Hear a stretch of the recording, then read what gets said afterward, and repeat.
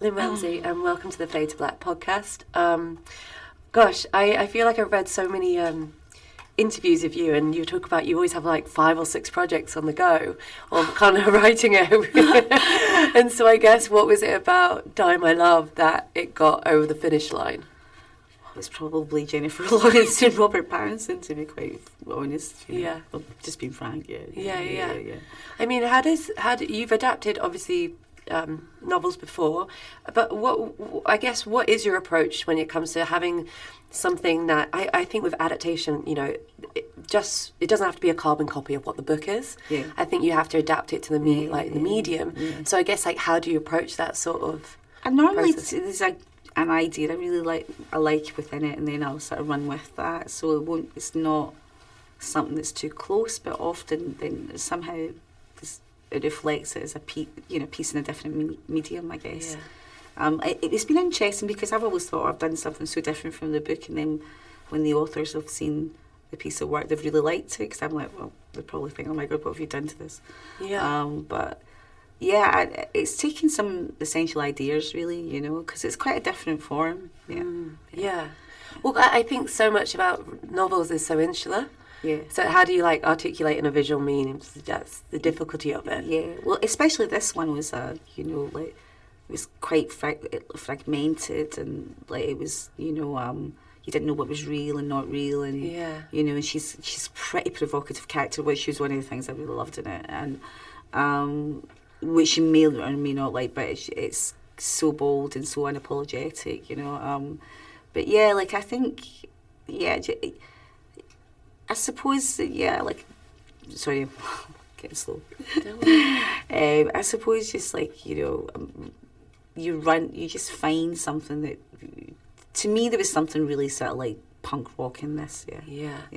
I loved it. I loved Grace, because I think for me, I don't have kids, but I can relate to the idea of feeling what becomes a sacrifice to the patriarchal norms of marriage or motherhood. Yeah. And that I guess there's such a massive history of women being forced out of that, and so in a way it's sure, maybe it's bipolar, but also it's just the rage and craziness of having to do that. So I guess tell me a little bit about and Jennifer bringing that performance out. So tell me about the conversations that you had, and I guess what you wanted Grace to present, because I feel a lot of people are just it's about postpartum depression. It's no, it's not just about that. No, it wasn't for me. I mean, I didn't want to going back to, I suppose I didn't want to apologise for her. I just didn't want to apologise for her, I thought it's she does the most outrageous things. She is very honest, very upfront, but there's many things like this, her marriage is, she wants sex, this is changed. That was the most relatable bit. Yeah. It's yes, please. The house kind of starts to disintegrate as she unravels, but she's got this kind of almost, I suppose, outrageous way of just saying something that's quite honest, and there is a lot of rage in it, but there was something really sort of liberating about that, and about filming a character like that and not having to apologise or make excuses for her, So. And you work with Alice Birch and is it Edna Walsh as well? And I guess I love Alice Birch's work on Dead Ringers as well. Yeah. So I guess I'm always interested when you're you've got a script, but then you have other people involved. What were the things that they were able to bring to it that helped really get moulded into the shape that you shot? Well, I think Ends really shaped in the beginning. We started off with it. And then Alice came in more at the end when I was in prep, because I had no time. I'd 4 weeks out. Normally you would have 8 at least, and I was there's no way. I just need someone I can sort of bounce ideas off of, and she, I know her well, and she's lovely and a good pal. So, I mean, but normally I sort of feel that the film's really written when you're making it, and when you get the actors there, and things change, but it's different people bring different things, I normally write my own, or I've co-written before, so this was a different experience, but both writers brought really interesting things, and shaped it, as well. I think you said your favourite thing to do is to shoot. Yeah. And I guess on this film, what was your kind of favourite moments of it? Where did you realise when you knew it was going the way you wanted it to? Or do you ever? I don't know if it's my favourite thing is to shoot. It can be. It depends what the film is. It's normally the edit, but it can be you think it's one thing, and then it's another thing. The film is really made in the edit. It's true. Shooting is like being in the trenches. You're just it's really hardcore. But it depends who you're working with. You're working with really interesting actors, and you're working with, and it's long hours and it's grueling and all the rest of it. But when you've got all these moments where you're playing with the medium, you're having fun and stuff like that, and you're letting the actors do things that they probably would never do in any other movie, then that was fun. Yeah. You seem to have a big fan club, because it feels like every time it's such a small amount of movies that you made, but everyone who gets to work with you is like, I've been a fan since Ratcatcher and all this. Is it then interesting then to work with these people who are just, I don't know, the difference between working with big stars who've got all this following? You mentioned this film wouldn't have probably got made if it wasn't Jennifer and Robert. I guess how do you work with actors who are kind of big stars versus maybe someone who's, let's know, is there a difference? What's your kind of process? It's no difference. No, I just treat everyone the same, and I have the same. I've worked with a lot of the same people in set, and I just think everyone's human, and you just need to be honest. And if you're not honest, and you treat people with kid gloves, they sense that. I think that the people respect when they're just treated like no ego. Yeah, just do it. And I think it's such a vigorous, rugged, explosive film, and there's I think it's the best things I've ever seen, Jennifer and Robert in, and they've done a lot of great work, and them together. I guess keeping that, I don't know, that atmosphere, that tension, that kind of powder keg in the film. How do you maintain that over kind of, I don't know, in between takes? How do you kind of get that sort of level of performance out? Because I can imagine it's so exhausting as well. It could be, but also there was this, kind of anarchy in it.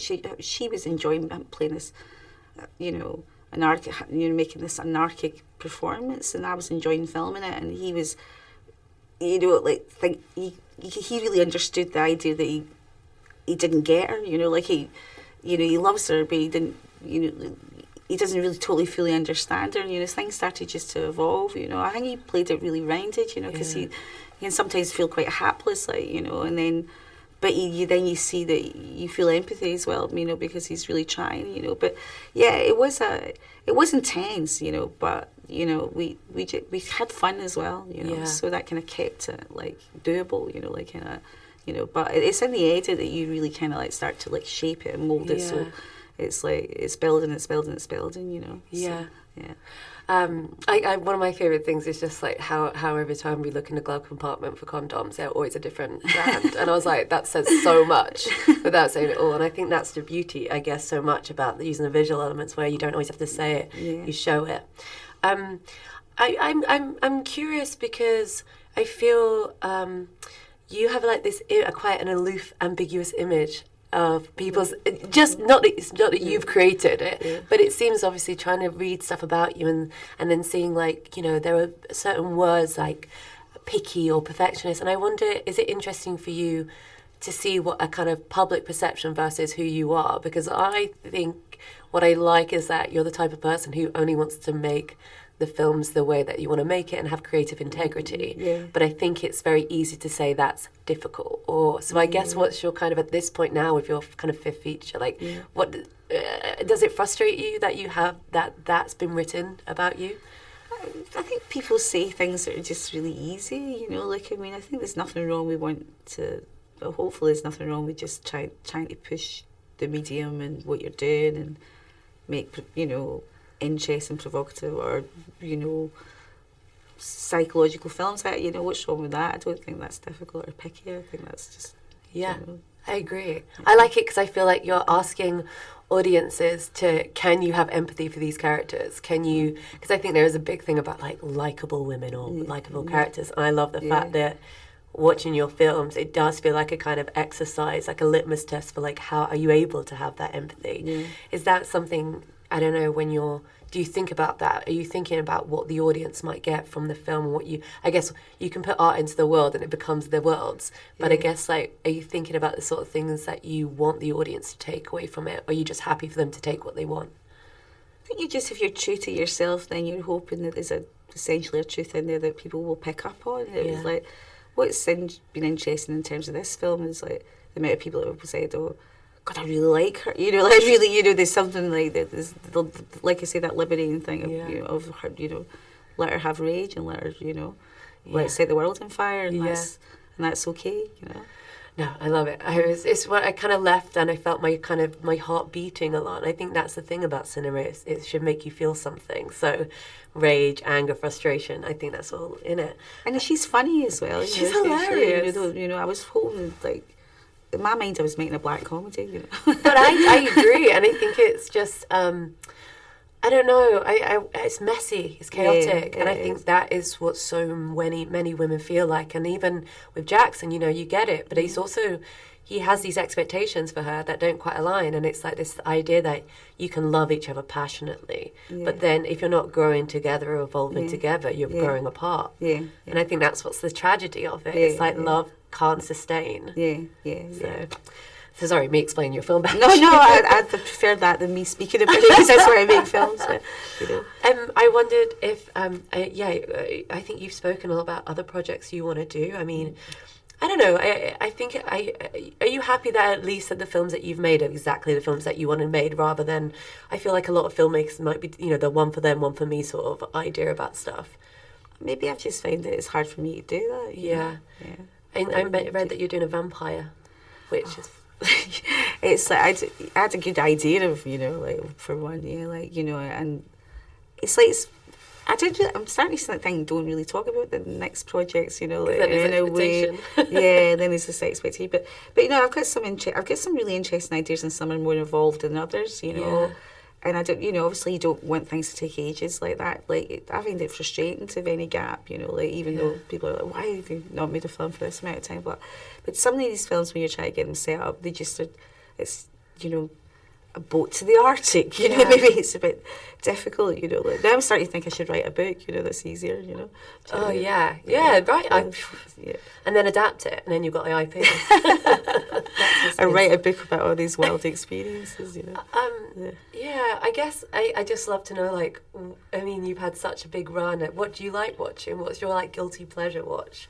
What's your films that you enjoy when you make such films? Like, is it, like, super bad or something? I do like Superbad. My guilty pleasure probably is watching cookery. I like cookery programs, and, like, you know, like, or let me see, you know, like, you know, I watched Mean Girls the other day. I love Mean Girls. You know. So I'm not snobby about films. No, you can't be. No. I really enjoyed Mean Girls, and I've just started watching The Celebrity Traitors, and I highly recommend it. Oh right, I'll check that. You'll check that. Thank you so much. Thank you. Thank you so much.